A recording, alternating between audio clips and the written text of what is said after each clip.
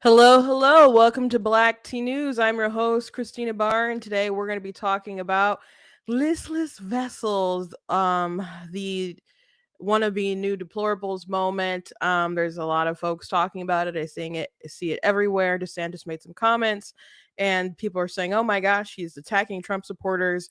I will show you the full clip of what he's talking about, not what the media cut out, because I do think that I think it's pretty obvious that they are misrepresenting what was said or the intention of it, because they want to dunk on DeSantis and make it seem like there's a new deplorables moment. So we'll be talking about that. Also, the debate is coming up fast, and Trump is definitely not going. He's way up in the polls. So he feels that he doesn't have to, and there's people saying he doesn't have to, and I guess technically he doesn't have to. He skipped a lot of the Republican debates before. I don't think that's fair to the voters. But we'll get into that. And also some of you may know where I'm going. But Vivek, who's running for president, he wrote some things in a book, Victims of Nations, that I thought was interesting about the election and his opinion on it being totally, not stolen. And also that the Republicans are victims, and Trump is a perpetual victim, and other things like that, commentary like that. So he's made quite a few comments on the election and what he thinks, and I think he's walking a very fine tightrope, and no one's really pushed him, or I haven't seen someone really push him on particular comments that he made in the book, including going at Republicans themselves and telling his kind of brutal, honest feelings about them embracing victim mentality as far as elections. And so I'm bringing it up not to even like debunk or go at what he said, because I actually agree with quite a bit of it, but I know for a fact that if he was amongst the campaign in all these like territories where he's trying to be friendly to Trump people, if he just plainly spoke what he wrote and got paid for in his book, he'd be in some hot water. He'd be in some hot water. So someone did point out, because they did a post and like, well, he talked to Candace Owens about this topic. Now they didn't address a particular comment that I pointed out. And so Vivek was like, well, people are taking things out of context from my book. And so last night I got his book. So we will talk about the passage in question, or the passages in question, and was it satirical as he suggested, or did he kind of mislead his friend Candace Owens here on his commentary? And there's a lot of Trump folks, not all of them, but there's quite a few that say, if you don't believe that, because you can say big tech, censorship of the laptop, all the other stuff, and the rules that were changed, and Zuckerbucks and stuff contributed to the the results of the election. I like to say that I think he legitimately lost a rigged election, I guess is what I the way I kind of put it, because they brought the whole world to a halt, man. So this man wouldn't be back in the White House. But this particular person who was on Candace Owens show was questioning, and he said, I think it's disqualifying if you don't believe like the votes are fake. So I he tried to explain his way and some thoughts that he had, and try to say people were misrepresenting his book. I don't think that's accurate. So we will talk about it. We will certainly talk about it. I got some highlighted passages I'd like to share with you guys. And we'll look at that interview itself. But before we jump into that, I want to encourage you guys, go to blacktnews.com, check out different content on my website, different articles, different videos, etc. If you like what I do here, please consider leaving a donation on the website at blacktnews.com/donate. Costs to stream, costs to run my website, all that stuff. So if you can support, very much appreciate it. Bible says have not because you ask not. So I am asking if you can support in that way. There's a link right in the description if you're watching on Facebook or YouTube. If you're watching on Facebook, you guys can send stars. If you're watching on YouTube, you guys can do super chats. And I thank you guys who are watching live, see you in the chat. And I thank you guys who watch it back later. Yeah, I know when you guys get off work, some of you guys watch it. So thank you guys for being part of the conversation, and I guess Karen, what I got to thank, but I appreciate you from wherever you guys are in the world. By the way, gas is like $4 near me. It's like been creeping up. I wonder how high it is around where you guys are, but I do miss $2 gas. I certainly do. Hopefully we'll get some change in the White House and it'll go down some. Okay. Um, you are a little late in the comments, but we are just getting started. I was actually a little late. So you're not too late. Okay. So, first things first, I I also want to encourage you guys, check out merch and check out my books, etc. as well. I do normally start with a meme. I forgot to pull it up, but let me go to it really quick. I did not make this meme. It did not have a watermark. If you're making memes and stuff and sharing them and you want people to go back to you and also give you credit and stuff, please leave watermarks on them so people can find your stuff. I mean, a lot of people take and we don't know whose is what. So make sure that you guys share your memes with your watermarks. So here we go. I did actually already post this, I think, on Facebook. So maybe some of you guys have already seen this, but this goes right into the DeSantis conversation. And so he talked about, long story short, I'll show you the clip, but just if you don't know what this whole conversation is about, I gotta set up the meme. He was talking about in an interview how there's certain people who get upset, who'll give a pass to Republicans or whoever who are pretty liberal, but if they like Trump, they give him a pass, but they come after like Massey and other people who are pretty principled. And he said that we need to stand on principles, and it can't just be revolving around personality, and people can't just be listless vessels just waiting to see what comes on the pike on Truth Social. And so that's what people got upset about. And so someone compared it to this Jordan Peterson interview that's pretty iconic. If you're unaware of it, it's a great interview where everything that Jordan Peterson said, she basically came at and was like, so you're saying, and she would mischaracterize everything that he said. But the words here, if we blindly follow whatever happens to come down the pike through Truth Social every morning, that's not going to be a durable movement. So you're saying that I blindly follow whatever happens to come down the pike on Truth Social every morning. And that's essentially the controversy. That is genuinely the controversy going on right now.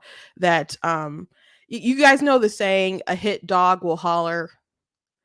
People overuse it though. Like sometimes people will come at you and they'll say something untrue and you're like, that's not true. And they'll like, A hurt dog will holler. Like, no, no, like you're literally insulting me blatantly. It's not the same. But this particular circumstance, so a hurt dog will holler. If you're not a listless vessel, there's no reason to be offended by Ron DeSantis's comments.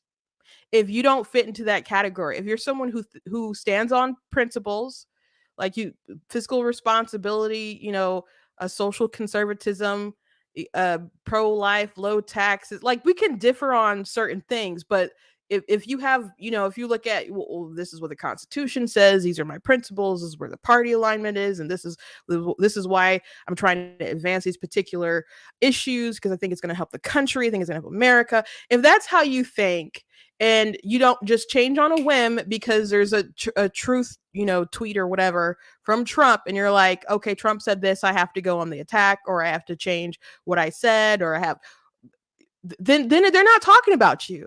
Now, there's definitely people he's talking about and addressing. Certainly. There's Laura Loomer.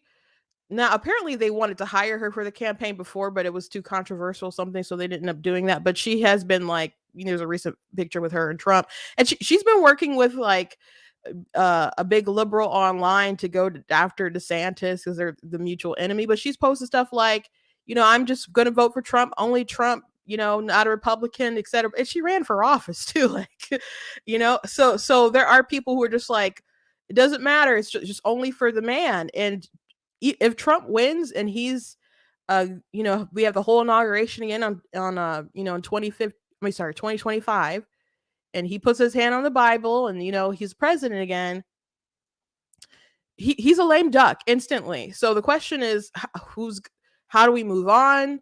Is everything just really surrounded around this man, or are there things that he fought for that we admire, that we want to be consistent about? And so this particular attack on DeSantis, I don't appreciate dishonesty, period. But I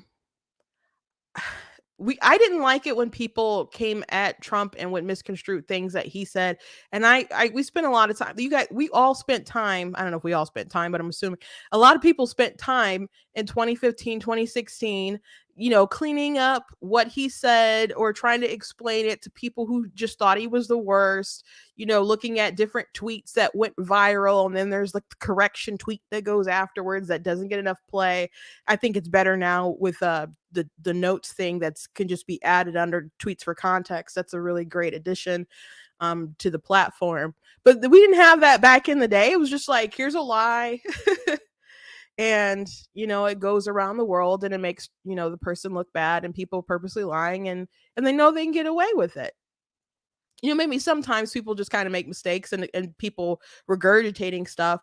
They're, they see something like, oh my gosh, they say what? And they share it and they share it, they share it. But there's usually an origin of someone being dishonest and hoping that people will carry on the conversation. So, without further ado, I suppose I will go ahead and actually share the video that has caused so much drama. We have a strand in our party that views supporting Trump as whether you are a rhino or not. And so you could be the most conservative person since sliced bread. Unless you're kissing his rear end, they will somehow call you a rhino. So it's been totally detached from principle and what you actually believe and results. And it's more about, just what faction you happen to do. So there'll be people who are huge Trump supporters, like in Congress, who have like incredibly liberal left-wing records that's really just atrocious. And yet they're viewed as by some of these folks as like really, really good. Then you have other people, like a Congressman Chip Roy, who's endorsed me, Congressman Thomas Massey. These guys have records of principle fighting the swamp that are second to none. And yet they will be attacked by some of these people and called rhinos. So it's just been totally detached from any type of substance. And ultimately, a movement can't be about the personality of one individual. The movement has got to be about what are you trying to achieve on behalf of the American people. And that's got to be based in principle. Because if you're not rooted in principle, if all we are is listless vessels that's just supposed to follow, whatever happens to come down the pike on Truth Social every morning, that's not going to be a durable movement. So now that you've seen that, question, is there anything that you disagree with? Was there anything that he said that you disagree with, that we should be a party that looks on principle and not personality, and that's what we should go off of, and we shouldn't just do as we're told, or shouldn't be on personality and stuff, again, because Trump will be here forever anyway. So, and not that it should have been about Trump anyway. I mean, as far as personality wise, people trusted in him because they trusted that he would fight for the things that we believe in. So as far as what he said about, there's some like liberal Republicans in the Congress that people will uphold and stuff, he's right. He's talking about at least Stefanik, I think that's how you say her last name, but she's the chair of the House Republican Conference. She replaced Liz Cheney, which they should have replaced Liz Cheney, because Liz Cheney was not advancing Republican agenda, and was just really a big distraction with all of her January 6th committee stuff. And then of course she got defeated, so she's no longer there. But she had a pretty liberal record, and compared to other Republicans, but she'll say nice things about Trump. So when it came to replace Liz Cheney, people are just kind of like, why is she going to be in the leadership? She's kind of liberal. But that's who Trump wanted. That's who people were pushing for, etc. Okay. But she doesn't have the same kind of, record as, someone like Chip Roy. So DeSantis isn't wrong. It is, as a matter of fact, Elise has her voting record as far as being in line with Trump, it was like 77%. And Liz Cheney's was like 99 or 97 or something, like that. So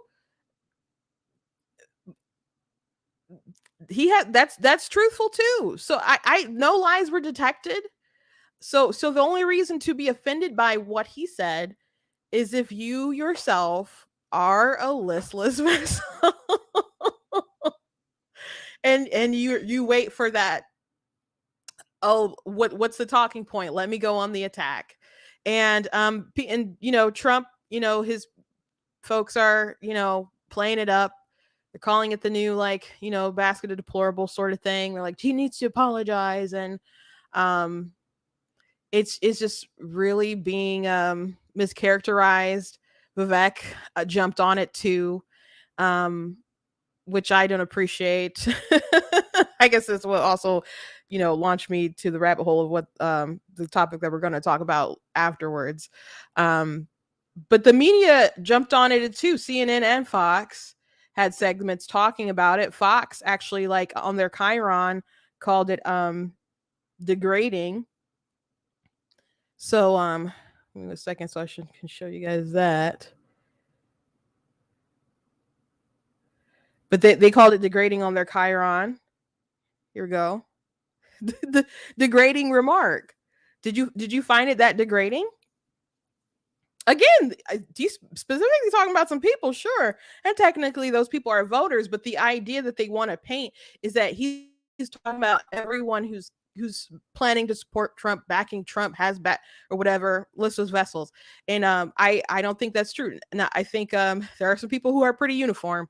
But there's plenty of people who, again, care about the values, care about their principles. And the reason why they support Trump is because they believe that has fought for their values and the things that they support, even if he himself isn't always the best representative of some of the things that they believe, especially on the evangelical front. But they trust, they thought he did a good job and they want him to continue fighting. And it's not about blind loyalty. So he's really not. If you feel insulted, I think you kind of need to look in the mirror and ask why. I think you kind of need to ask why. So Fox News called it a degrading remark, so they're going along with it. And I saw a clip that was being shared around on TikTok from a Fox News segment, and they cut out some of it, and so CNN cut out some of it as well. So here's a little segment here, but someone from a DeSantis pack, Never Back Down, did push back against the reporter straight to her face. But there was a pretty interesting moment in a recent interview where Governor DeSantis talked about Trump supporters. He used the words listless vessels. But he wasn't talking about Trump supporters. Hold on. I'm going to play it for everybody, and then you can go ahead. Let's listen. A movement can't be about the personality of one individual. If all we are is listless vessels that's just supposed to follow, whatever happens to come down the pike on Truth Social every morning, that's not going to be a durable movement. Everybody just saw there that there was a cut. You cut from the beginning of that quote to the listless vessels. You just did what the problem is. So everybody who just watched that, understand, go read the transcript. Okay, fine. So you summarize for us what was it that he was trying to say? Well, first of all, his first point is an excellent point. This should be about America, not about individuals. Fair. Okay.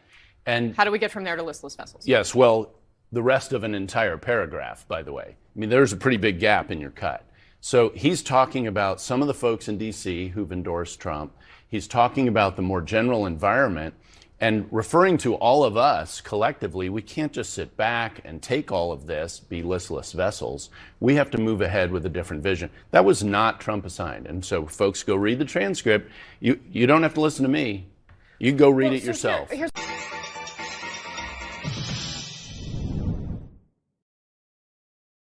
I'm glad he pushed back to her, right to her face. I do think he could have explained it better what actually happened in the transcript, though, because a lot of people aren't going to pick up the transcript. I do see a comment that about DeSantis in the African American history course.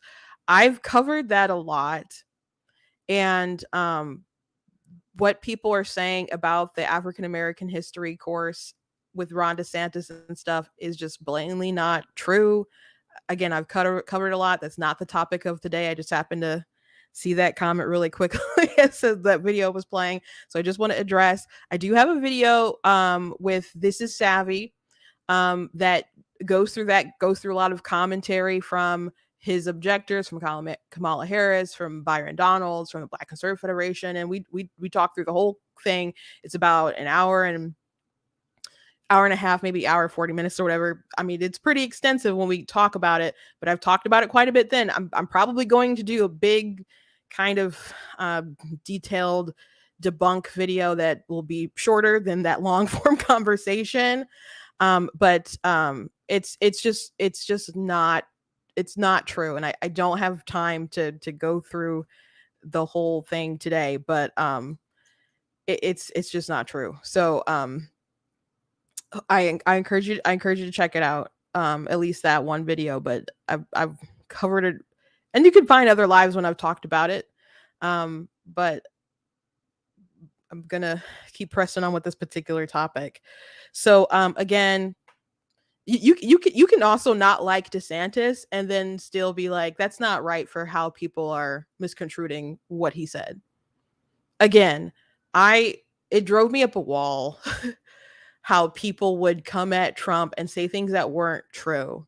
And I kind of trained myself to not react to things at first, because and then you'd look it up for yourself and they're lying. Or maybe a day or two later, you find out that what they said wasn't true. So anything that was kind of bad about Trump, I was kind of like, let me wait 2 days before I react to this. So that's how it was, at least in his presidency. But watching the campaign trail and the rough road that he had with his critics and the media, it was really frustrating. So if we didn't like when people were dishonest about that, we shouldn't like when people are dishonest about other candidates as well. So I mean, I don't think there's any other way to take what he said. I think it was pretty clear what he meant. And as far as it being they're trying to brand it as a new basket of deplorables on Fox. Are like, there's going to be t-shirts that say listless vessels. Does listless vessel even sound like a cool thing to put on a shirt? Unless you're going to do some kind of cool pirate design or something. But I don't know. But they want it to be the big thing. But I don't know why you'd embrace that anyway, especially with his intent, because it's like he's saying you're a shill, you're an empty shill who can't think for yourself. If that's the point of like the comment, right? He's not saying you are, but apparently some people are. So if you embrace that just seems like a terrible thing to be like, yeah, that's me. When people were talking about basket of deplorables, a lot of people they had me design a shirt when I worked at the Michigan Republican Party, and they gave it out to like the staff and other folks like that. And a lot of people are making merchandise and be like, oh, I'm a basket of deplorables, I'm deplorable, team deplorable, etc. Actually, team deplorable was a shirt. But my dad, he just was so offended. And he was, I mean, everybody was pretty much offended by Hillary's comments, but people like took it and they ran with it. My dad was just like, I'm not deplorable. I'm not embracing that. I'm not a low character person. I'm not putting that, I'm not wearing a shirt. I'm not embracing that. And so, he wouldn't accept that at all. And, when Trump called Hillary nasty woman, people were like, oh, let me go get a nasty woman t-shirt. I would never. I would never. I mean, they think it's cute to embrace that or whatever, but I'm just like, I wouldn't. So, it's such a lame thing, guys. So I don't like the Trump surrogates pushing that. I don't like Vivek pushing that. I don't like it. You guys can have your opinion, but I certainly don't like it at all. Let me see if I can read to you Vivek's particular comment, but I heard Ben talking about it. He said he was disappointed, actually found it disgusting. Probably going to clip Ben's talking about it and share that around, but and he knows better too. He knows better too. I don't know if give me 1 second.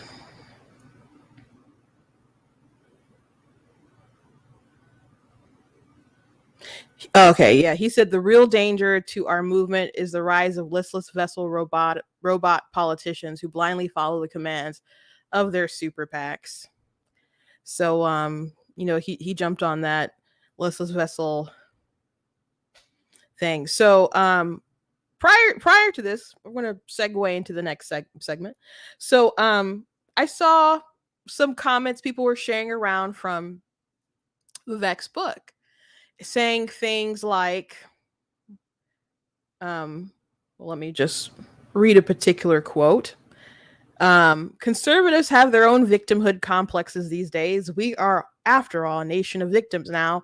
All that differs is whom we see as our oppressors. The worst victimhood narrative that afflicts modern conservatives is their budding belief that any election they lose must have been stolen, instead of distinguishing ourselves as a party that strives for excellence and rejects the easy path of victimhood narratives. We simply created our own.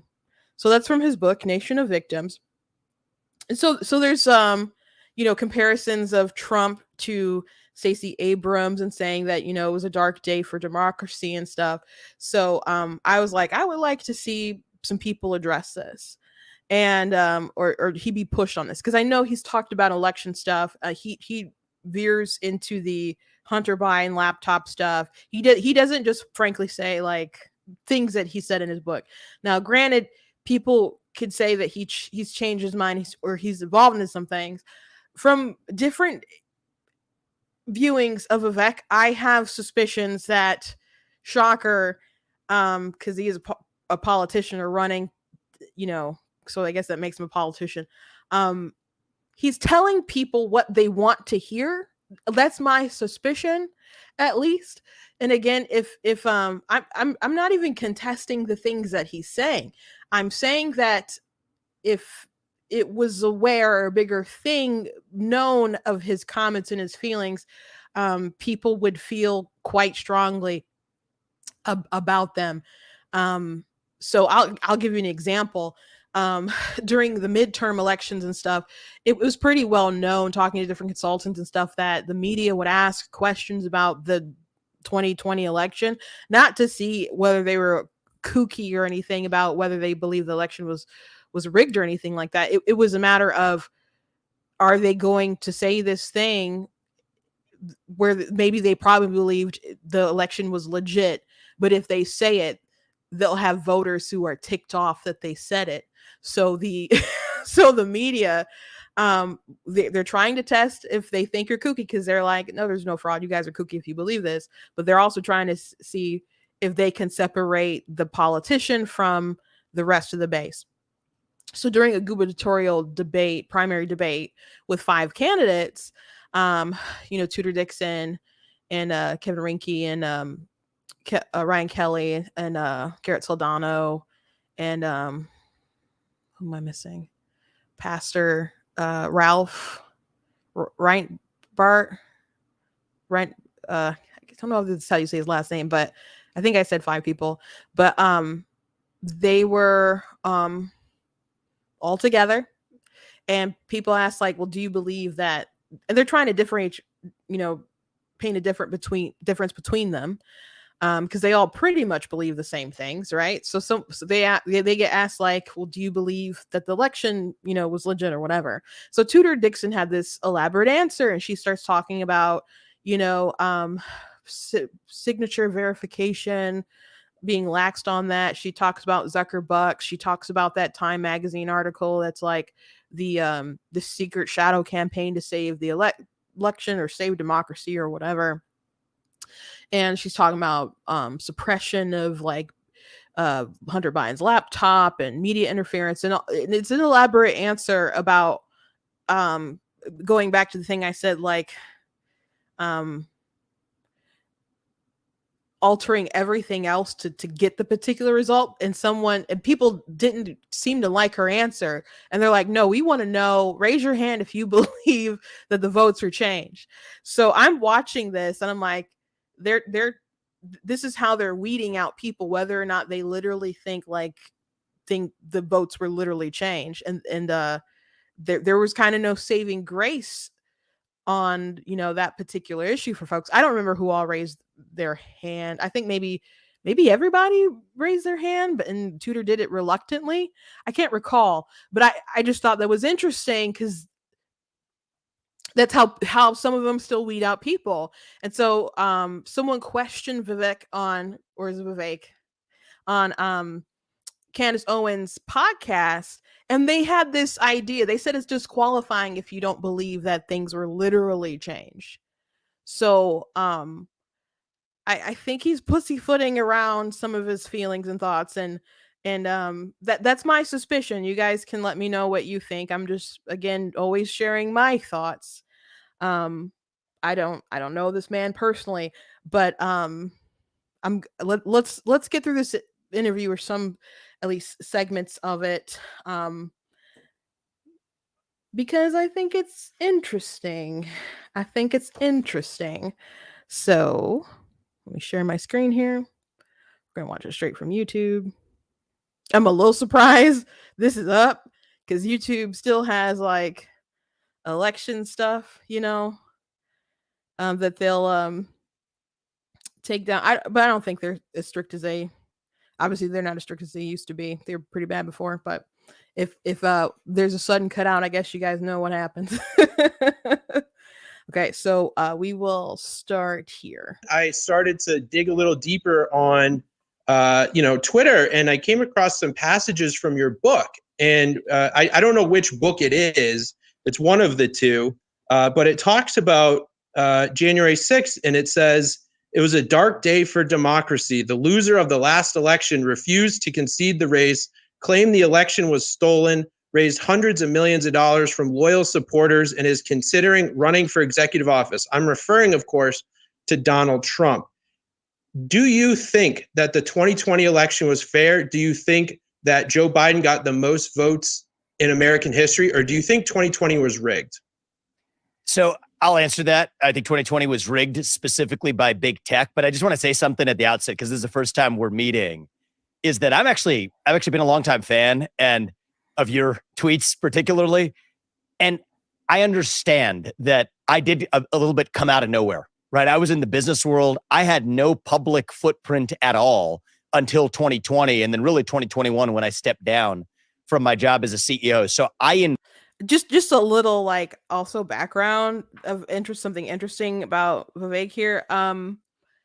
He did not vote for a Republican president until 2020. He voted in 2019 for a libertarian candidate, and then he just kind of ducked out.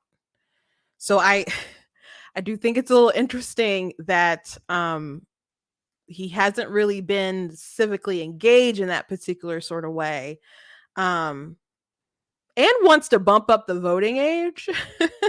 He was an inactive adult politically, and it's one of his like campaign ideas to raise the voting age to is it 25? Is that what it is? Or is it 21? I can't recall, but he said you can do it if you pass a civics test, which you can't have some kind of test to vote. That's not legal. But he said you could also do like be a firefighter or something, because he's trying to encourage like, I don't know, national sort of love for your nation. And I understand people not wanting like young people to maybe vote, or just for them to wait a little bit, because they want a lot of things, but they don't particularly have a lot of skin in the game. I mean, they have their whole future to look forward to, and see how, they have concerns maybe how older people are going to mess up the country and how they're going to leave it for them. But I mean, like, they don't have kids. They're not thinking about taking care of their kids because they don't really have kids. They're not thinking about all the bills or taxes that they pay, because they're starting out on life. A lot of people anyway. So, but, and then some of them just have like ridiculous opinions. I talk to kids all the time on like TikTok. Usually I can tell someone's age if they're like 25 and younger by the quality of the comment. And I'm not joking. I'm usually right. I go to their profile. I'm like, oh, I could tell you were 21 or 17, or I'm pretty spot on most of the time. However, I was a pretty knowledgeable 19-year-old when I first voted. And I knew more than adults. A lot of adults. One time I was at we were having church in a hotel, and someone came up to me and was like, oh, well, are you voting? And I was like, yeah, I'm going to vote for Mitt Romney. And like, you're not voting for Obama? Like, why aren't you voting for Obama? And I'm like, well, because there's a lot of things that he supports that just don't align with my Christian beliefs. And he's like, what do you mean? So I just start listing things that this man was just unaware of. And so, but my dad was always like, very involved. So I listened and I read. But if you pursue this course of raising the voting age, it looks to people on the outside that you just want to disqualify a large voting block and they're not that large because kids don't normally go to the polls. But we saw in midterms, they were pretty engaged. Everybody was pretty engaged in the midterm. So I don't think they collectively did a big as a dent as they were kind of bragging about, because everybody was going, but there was a big surge, sure. But if we just push them out, raise the voting age, it's people are just going to see it as voting suppression. So to me, it's an issue that he's pitching that's obviously not going to come to pass. That sounds good to a lot of GOP people because it would give us advantage. And you're like, oh yeah, kids are dumb. Maybe they shouldn't vote early or whatever, and you should raise the age. Even like he talks to young voters, and I think is a good idea. I just don't think it tracks. And I kind of think, even if it was a good idea, it kind of, I don't think he's a good advocate for it, especially since he blew a lot of his adult years not being civically involved. So, and that was his choice.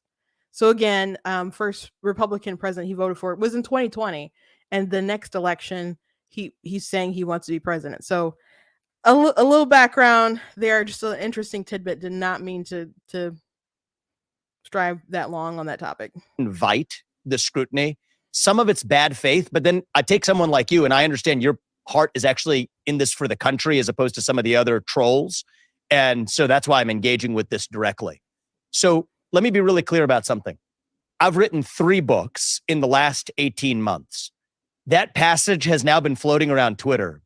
I'd encourage you to read the book, or at least even the chapter that came from. Those lines were tongue in cheek, in part because those were the opening words of the chapter. It was a dark day for democracy. The winner refused to concede the election, raised hundreds of millions of dollars. Those exact words. I'm referring to, of course, Stacey Abrams. That was literally the opening paragraph of that chapter. And it turned out that those words were literally borrowed from a description of somebody else criticizing Donald Trump that I then cut and pasted. So look, I have detailed messaging on all of this, but you read that chapter and you read that book, it's easy for someone to airlift something out of Nation of Victims without reading the whole book. It was literally a satirical chapter that started with those words that someone had used against Donald Trump with Stacey Abrams as the punchline. And here's the thing about the books I've written. I wasn't writing them with any intention of running for president, right? And so otherwise you'd read them and can this be misquoted? No. These are, if I may say so myself, I would say intellectual books. These are not candidate books, okay? These are books that were written in part of a career, 3 books in 20 months. Candace, and probably you, I don't know if you've written books as well, understand what it takes to write one. I've written 3 and they're not candidate books, are deeply introspective books. So much so that actually even some of the things that I said in Woke Inc., I've moved a little bit from today. What did I say in that book? And I stand by it today. So, so a couple of things to address. This idea that he wrote these books, he wasn't running for office at the time, right? So he wasn't running there at the time for office. Fair enough. What is that supposed to mean? So you would have just approached your thoughts and your feelings differently, knowing that you were running for president, and how someone might pick it apart to say, "Hey," that's good. But do you guys remember when Joe Biden was on Morning Joe and they were asking him about Tara Reade? And maybe you guys don't remember because barely anyone talked about this. I've been, if you've been with me for a while, you've heard me mention this before. But he was on Morning Joe and they're asking him about Tara Reade, and he was, denied it or whatever, the allegations that he had sexually assaulted her. And so she said that she had reported it on a form, and the form would be in his library or in Delaware or something. And that stuff was supposed to be sealed, but it was supposed to be unsealed. But since he was going back into office and running, it was sealed again or something. And so they're like, well, why don't you just unseal the document so they can go in and find that, or not find it, and prove that what she's saying isn't true and it didn't happen? And you guys remember Joe Biden's answer? He said, why would I do that? There's a lot of papers and different things that I wrote that would be cannon fodder in a campaign. And so my ears just start, beep, beep, beep, beep, beep. And I'm like, bro, you're saying there's a lot of things that if we had access to this information, we would probably decide that you shouldn't be president because of whatever things you wrote or whatever conversations that you had. If we had more knowledge, then you wouldn't be our nominee. That's what you're saying. And it seemed like nobody really picked that up and ran with it. I'm like, this is amazing. Well, this man just kind of admitted. So I mentioned that to say that Vivek is saying, that he had a different mindset when he was compiling this book. Fair enough. But are they your thoughts and are they your feelings? I understand that you would have maybe said things a bit more safely if you knew that people were going to vet you for president. but your thoughts are your thoughts when we have access to them. They're in print. They are in print. And another thing he also said was that the chapter was satirical. You guys heard that, right? He said it was satirical, and that people are airlifting stuff, and that people are taking things out of context, and people need to read the book or at least read the chapter to understand what's going on. And I've seen people like post photos, like screenshots of the book, and to the line where it says it was a dark day for democracy with Trump, and the people post the beginning of the chapter, and they're like, see, try again, debunked or whatever, as if they're, I don't know, maybe taking his defense of what he said, or as I I don't know. To me, it kind of seems like people think that it's not real what people are sharing that's in his book. So I took the advice. Okay? Took the advice. So, let me jump to chapter 5, conservative victimhood. It was a dark day for democracy. The loser of the last election refused to concede the race, claimed the election was stolen, raised hundreds of millions of dollars from loyal supporters, and is running for executive office again. I'm referring, of course, to Stacey Abrams. So yes, he does start off the chapter talking about Stacey Abrams. Yes, he does. But I don't really find this satirical. He's poking fun. He's making jabs. But the reason why he's bringing up Stacey Abrams is to compare Stacey Abrams to Donald Trump, that situation to Donald Trump. And the purpose of the comparison is to make conservatives and Republicans who are embracing the election narrative that you're silly and you're just perpetual victims, and Trump is a perpetual victims. And the beginning is, it says sore losers. Actually, that's what the segment is called. That little section. So he goes on and he talks about Stacey Abrams and how she rejected the election and stuff, etc. And then he circles back to say, what does threaten democracy, though, is for political parties and their candidates to deny the legitimacy of elections. It reminds me of another story. It was a dark day for democracy. The loser of the last election refused to concede the race, claimed the election was stolen, raised millions of dollars from loyal supporters, and is considering running for executive office again. I'm referring, of course, to Donald Trump. So it's in there. Do you guys feel that was satirical? It just looks like he's drawing a. I mean, he said tongue in cheek. There's some irony, sure, but it's a serious comparison. I already read this, but conservatives have their own victimhood complexes these days. We are all, after all, a nation of victims now. All that differs is whom we see as our oppressors. The worst victimhood narrative that afflicts modern conservatives is their budding belief that any election they lose must have been stolen. Instead of distinguishing ourselves as a party that strives for excellence and rejects the easy path of victimhood narratives, we simply created our own. And I do know people who, they believe consistently, like if there's a loss, or just like, oh, they stole it, I have seen people say that and feel that way. Again, I'm not pointing out these things to bash on Vivek's assessments or whatever. I'm bringing them up because I don't think people are aware of what he said. And I think he's being really coy about it. Like, I played what he said to Candace. Do you think all that sounded satirical? It didn't come off that way to me. He did say good things about Trump. He voted for him in 2020, had disagreements with him. He did good things. And he was sad when he lost. But he said when the election was done, it was time to move on. He said no one likes a sore loser, and that's one of the worst victim complexes of all. So he also said, so I was especially disappointed when I saw President Trump take a page from Stacey Abrams' playbook. He claims his claims were just as weak as Abrams. And so he goes on to talk about voter suppression, fraud, and he talks about how stuff was overturned.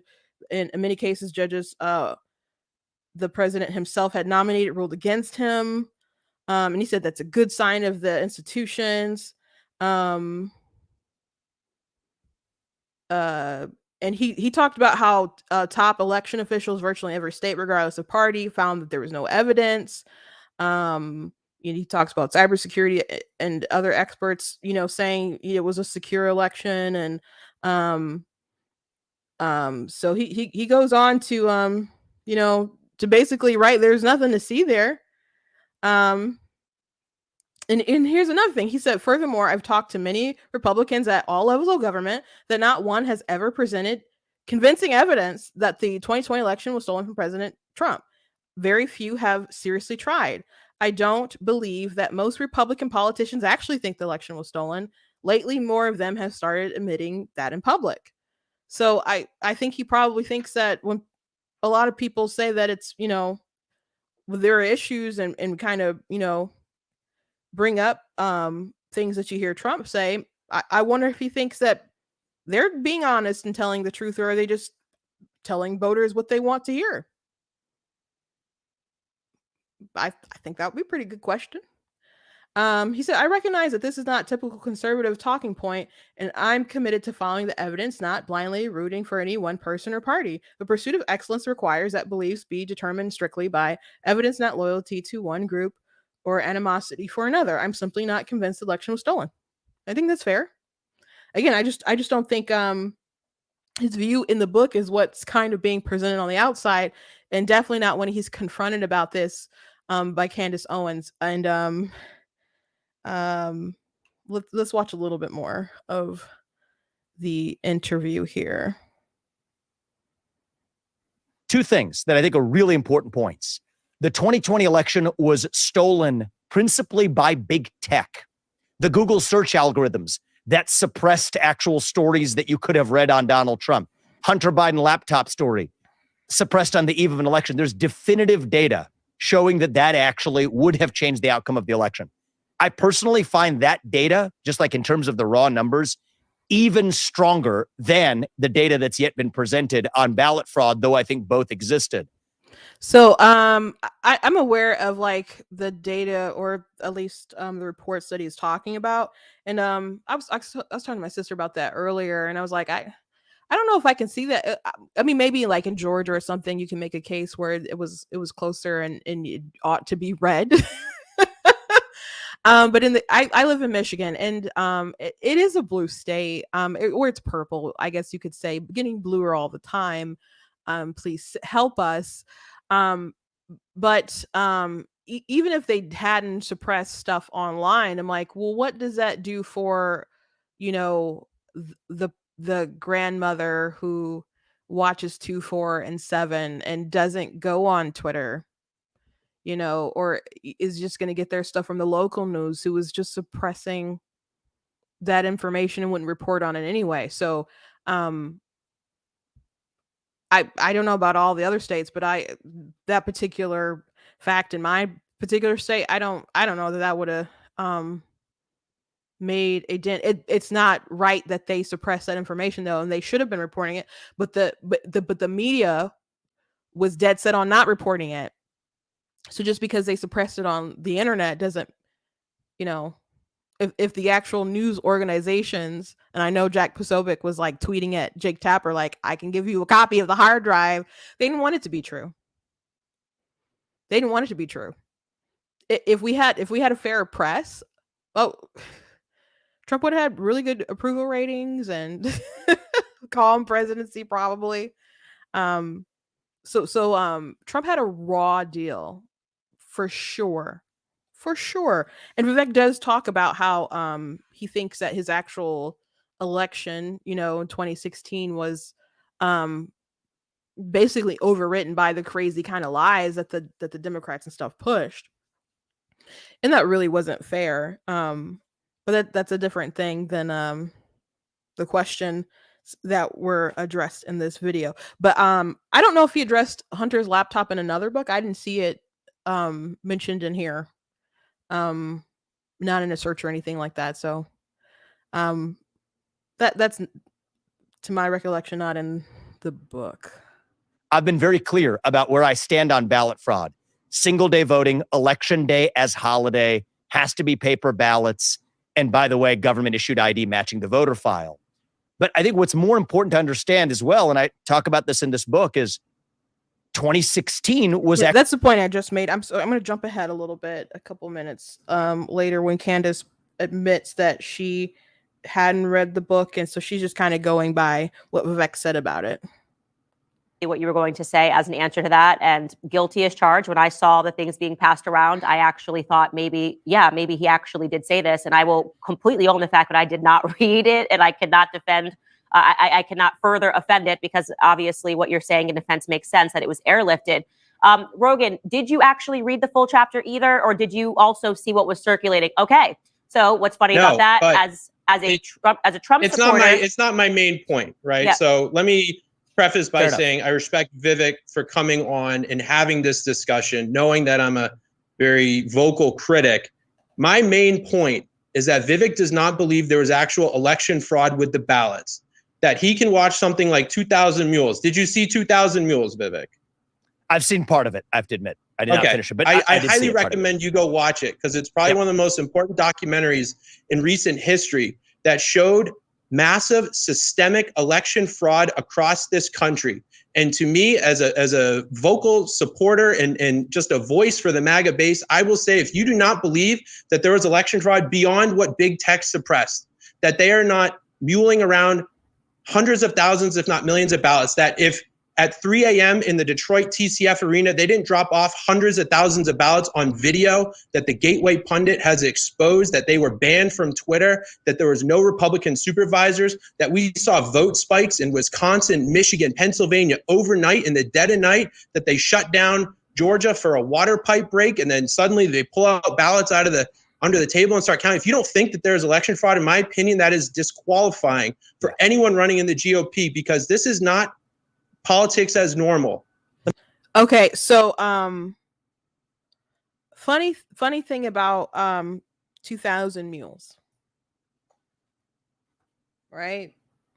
He asked, did you watch it? He said, I watched part of it. He's like, you should watch it. It's got a lot of good stuff in there, evidence, etc. But this book came out last year, so talking points that he's saying now about Hunter Biden's laptop and the suppression of it, and what could have happened or changed for the outcome of the election, and you know, that we already knew that, so you know. But he mentions 2,000 Mules in his book. He mentions 2,000 Mules in his book. He says, as this book went to press, Dinesh D'Souza released a documentary called 2,000 Mules, using geolocation data to argue that operatives illegally carried ballots from nonprofits to drop boxes. As Ben Shapiro noted, even if ballots were illegally delivered, that wouldn't make votes themselves illegal. And I wasn't convinced of the film's central claim. That's in his book. It's in his book. And he goes on to talk about some of the things that which, you know, I saw Ben's review, and I thought that was a valid point. I'm like, do we like drop boxes? Do we like these people, you know, ballot harvesting, taking them place to place? No. Is there foreseeable issues that could cause a lot of damage? Yes. That doesn't mean every ballot that they dropped off, you know, wasn't a real person. They could collect them at nursing homes and, get them all kinds of different means. They can go to churches, or I don't know where they're getting all this stuff. But that was a point that Ben made that he had in his book. And he talked about the actual technology, from the inaccuracy of the geolocation, because it would, according to the Georgia Bureau of Investigation, within 100 feet. Let me just read that paragraph. The organization D'Souza worked with True the Vote counted some one as a mule if they stop near a drop box at least 10 times and a nonprofit at least 5 times in the month before Election Day. How near? According to the Georgia Bureau of Investigation, within 100 feet of wiggle room was meant to account for the inaccuracy of geolocation. But if someone geolocated 100 feet away from the drop box could have actually been standing right next to it, by the same token, they could have been 200 feet away from it to prove their method wasn't picking up lots of false positives. True the Vote should have applied it to red states and shown that it identified fewer mules there. So he didn't they didn't do a thorough enough comparison there. So he's inconvinced. And he said DeSouza needed to show substantial video evidence to tie it all together for his claims, and really show the surveillance tape of showing people stuffing multiple drop boxes, but the documentary never shows that. And if they release that footage, then they'll find it more compelling. So he mentions 2,000 mules.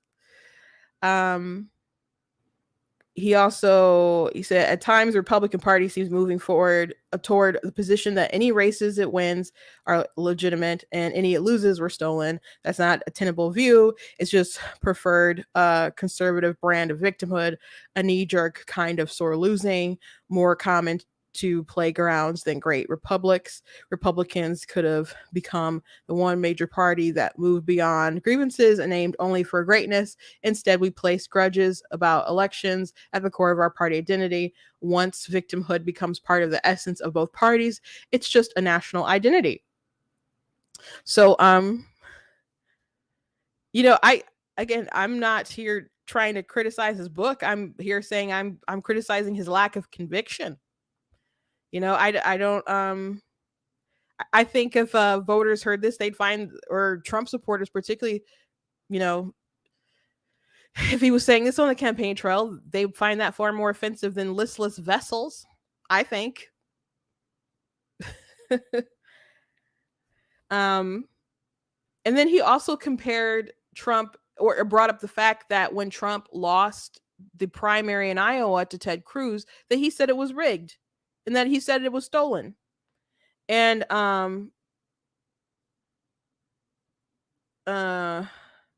he said a new election should take place, or the results should be nullified.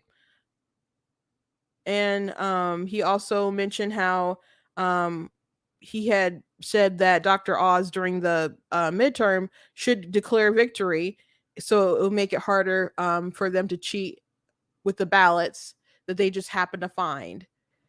And he said that was rigged and stuff. So he sets it up that Trump is a perpetual victim, that Trump has a pattern of claiming that things were rigged and stolen when they necessarily weren't. So I don't think that's satirical. But he won't say anything bad about Trump on the campaign trail. He just, will say like, "Oh, I wouldn't do things the way that he did them." He'll go hard at go at other people. There was an article that came out by NBC Today that talked about how he was supposed to be a foil for DeSantis, and that before he jumped in, he thought that if he did jump in, that would stop DeSantis from running. So it was an interesting read. I don't know, unnamed sources, etc. So you can take it with a grain of salt. But I do think it's interesting that he obviously will come after DeSantis pretty hard, and won't really touch Trump. And I get the strategy that, I get the strategy that Trump has a big chunk of loyal voters, but Vivek prides himself on telling the truth, and he wants to be a leader.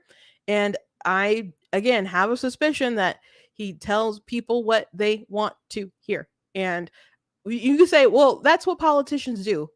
When you don't have a record, a voting record, all you are your word.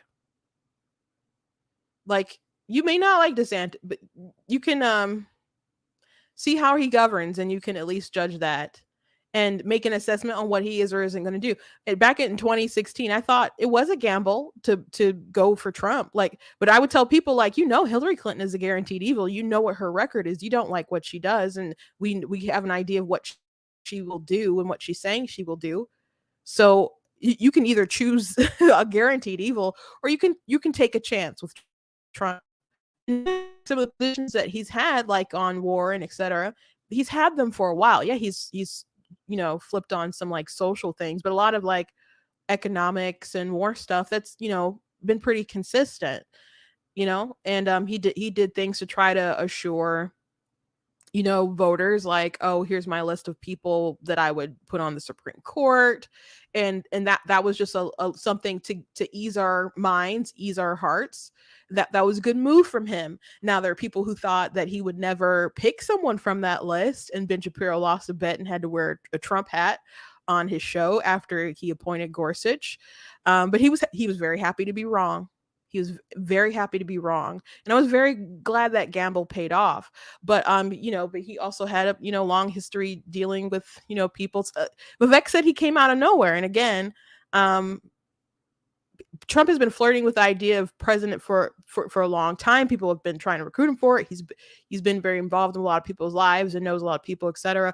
Vivek is someone, he just said he burst on the scene, and again, the first Republican he voted for presidentially, or it might have been maybe he's only voted in 2 elections.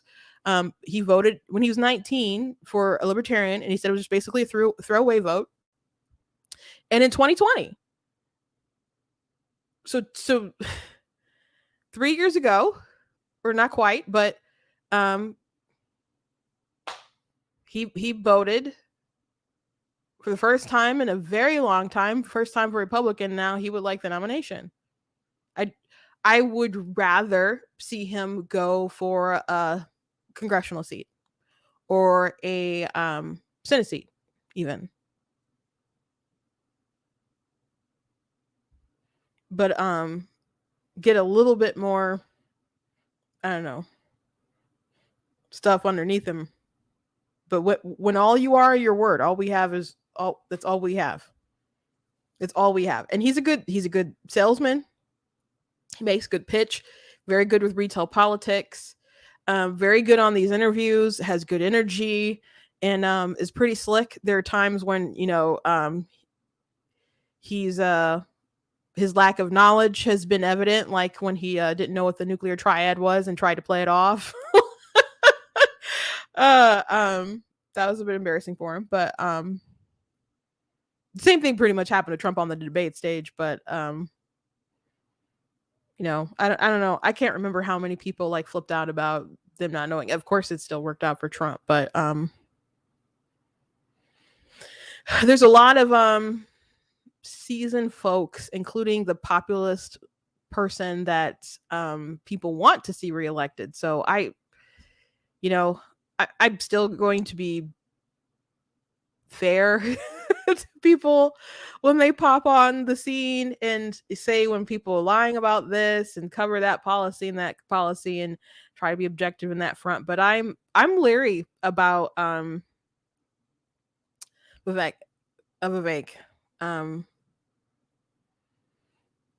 The last thing I'll read from his book. He said, apparently, even Republican primaries across space and time are especially rigged against Trump and his endorsed candidates. Maybe Stacey Abrams is a Republican at heart. Being a sore loser is a danger to democracy, no matter which party it comes from. You can tell me if you think that's tongue in cheek. A little bit, I guess. But again, you can tell me if you thought that was satirical. You can tell me if you thought that was satirical. Rest of this interview, he talks about, I guess we can just, play it out so you can see how he says his position. Let me just say one thing to that about my view. Is aggressive. They are I want to coming just after jump us. in here. I just want to jump in here. And so first and foremost, I will say that I believe that there was election fraud. And I've made that statement over and over again. I do and too, I've for example, tweeted as that. I said. Yeah. Yeah. I mean, by the way, mail-in ballot fraud, 100% agree with Rogan on this point. I do want to say, let's not bifurcate here, because it is relevant to say that there are quotations being passed around that are out of context. So I do want to own that and say to Vivek, thank you for explaining that. It is relevant that you were using something that was pertaining to Stacey Abrams. To move on the discussion to talk about mail-in ballots is actually really important as well. So first off, Rogan, to ask you this question, and only because I only found this out Can I just say one thing? Yeah. Can I say one sure. thing quickly to clarify my view here? I, based on everything I've seen, believe there was absolutely ballot fraud. Rogan, here's one of the things I'll say is we all have our areas of expertise. Until I decided to enter the political arena, as opposed to criticizing stakeholder capitalism and the World Economic Forum agenda and central bank digital currencies and ESG, where my focus has been, this has not been an area where I've dived as deep. So what I will say is, yes, there's been ballot fraud. What I see that is damningly convincing, driven by data, is that absolutely, I have seen enough data to know that the 2020 outcome of the election would have been different if the Hunter Biden laptop story had not been suppressed, if Google had not made an illegal campaign contribution of the largest scale in human history to the Biden campaign by suppressing and changing the way search algorithms works. So there, I'm actually definitively convinced that it changed the outcome of the election. I haven't said that it didn't in the case of the ballot fraud. I just said truthfully, and it's a fact now, and I'm very open to data to convince me of it. I haven't seen data of that scale on the election changing outcome, and that's what I've said, and I'm open about that. But I just want to be clear always where my views are and where they aren't. And so that's, I think, a fair discussion for us to have. Which is so my sister said in the comments, if Candace Owens had read that book before, that would have been a totally different discussion. Maybe it would have. I mean, I think she would have pressed him on the stuff that he wrote, and he would have been on his toes a bit in the hot seat. And yeah, so I would like to see someone press him. It's fine if he's found more information and his views have evolved or his views have changed.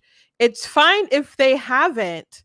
I would just like to see him not pussyfoot around what he actually thinks. Because again, my suspicion is that he's well aware. I'm well aware. That there's a lot of people like Reagan here. I think his name was Reagan. In their opinion, like, if you don't believe this thing that we have seen and perceive it to be this way with our own eyes, that we can't trust you because they. It's not just about believing it. They're like, if you don't believe what we believe and have seen it, how do we know you're gonna actually be motivated to fix the problem? That's how they perceive this stuff. So they question your judgment, they question your conviction, and how motivated you're going to be to fix the problem if you don't see it the way that they see it. So if he'd just be like, guys, there wasn't fraud, and we need to not be a nation of victims, and we actually lost 2020, we need to figure it out. If that's how he actually feels, and just came out and said it, I have some more respect for him. But I don't know. I think he should have more questions about this. But in my opinion, and thank you to the person who pointed out this interview with Candace Owens, in my opinion, just kind of pushing off the book as if, that's a satirical chapter. He laid out a case. He's like, Trump is a perpetual victim who often says things that are not true when things don't go his way. He didn't say that many words, but that was a point of bringing up Oz. That was a point of bringing up Cruz. And he did call him a perpetual victim. So, you guys can let me know what you think. You guys can let me know what you think. Last thing I wanted to mention was the Trump isn't going to the debate, and I was gonna play some clips of people talking about it and give my opinion on whether that's a good thing, bad thing. I mean, I think I can understand why he's not going to do it. I think that he should do it though.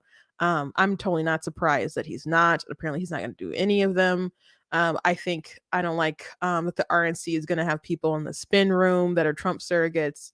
To me, it kind of looks like they just always assume he's going to be the nominee, and they wanted everyone to sign that pledge because they knew they'd eventually be pledging to Trump. And I think they probably still want him to show up, but they can't make him do anything. Ronna McDaniel can't make him do anything. So he's planning to do like a pre-recorded interview with Tucker. So I'll have more thoughts on that tomorrow, but we went a little long, so I'm gonna go ahead and let you guys go. But I hope you guys enjoyed the show. I'm sorry if you were a Vivek supporter and I just crapped on your person the whole time, but it's my opinion. You guys can feel free to vote however you want to vote. Again, the Black Tea News is me sharing my opinions about news, social commentary, politics, etc. So you can take it with a grain of salt if you'd like, but I got questions. And it's so early. If you don't know how you want to vote, I think that's fine. I think people calling for everybody to jump out and support Trump right now, I think that's silly. Because you never know what's going to happen. What if, God forbid, something happens to the man before the new year even starts? And I'm not saying like Hillary has a hit job or something on him. I'm just saying he's an elderly man. And things happen.